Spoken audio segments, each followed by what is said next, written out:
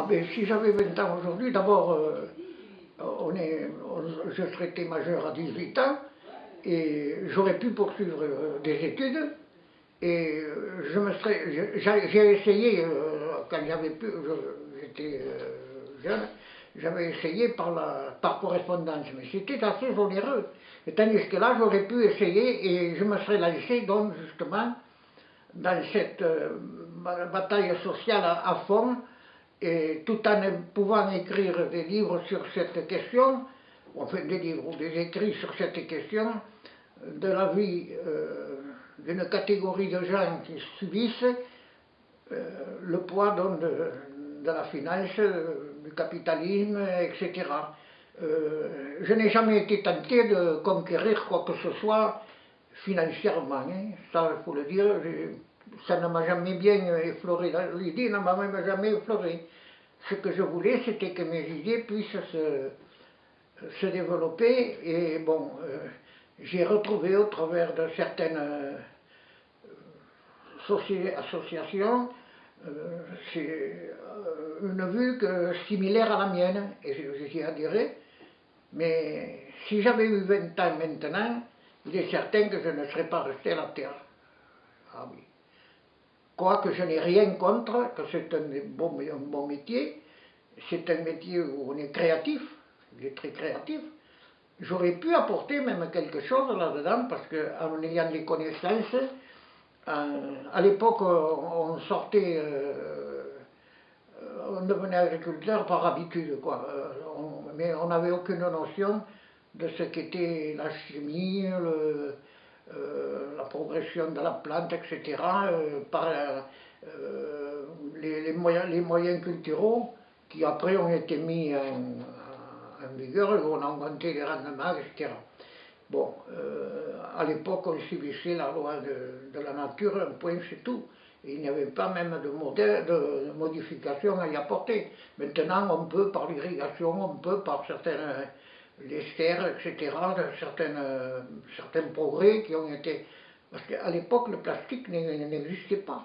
Il a fallu attendre cette révolution du plastique et de la mécanisation pour voir l'agriculture faire un bond considérable.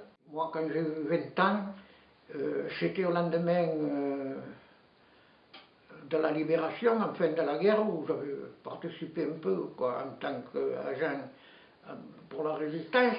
Et il y avait donc cette montée du Parti communiste qui faisait quand même plus de 20% de voix lors des élections. Il y avait la CGT pour les ouvriers, et l'agriculture était encore le parent pauvre à ce moment-là, parce qu'il n'y avait pas de couverture sociale. Il a fallu attendre la création de la mutualité sociale agricole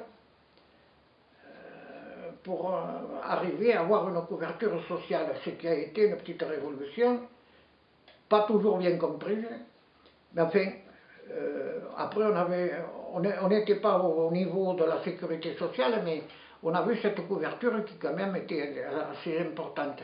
Et tout ça, ça se discutait entre voisins, entre amis, et puis lors des rencontres, il y avait des sujets de discussion. Alors, le Parti communiste était à la pointe justement, parce que le Parti socialiste à l'époque n'existait pratiquement pas. Il y avait la SFIO, mais qui était minoritaire partout. Il y avait une forte proportion de radicaux, on appelait ça les radicaux socialistes, mais qui étaient plutôt tendance centriste de maintenant. Et à ce moment-là, il y avait donc la fameuse Confédération Générale de l'Agriculture, la CGA, qui était omniprésente, mais qui après a été phagocytée et a été, comment dire, démolie par la Fédération nationale des syndicats d'exploitants agricoles. À mesure que les gens ont avancé dans les conquêtes sociales, ils se sont désintéressés justement beaucoup de la question justement des conquêtes qui avaient été acquises. Ils s'en sont désintéressés. Et bon, à l'époque, il y a eu le programme national du Conseil national de la résistance, qui avait amené justement une parité entre les professions, qui voulait l'amener, qui avait un peu quand même fait avancer les choses. Mais ça a été complètement oublié à la suite, après les événements et les changements politiques, quoi.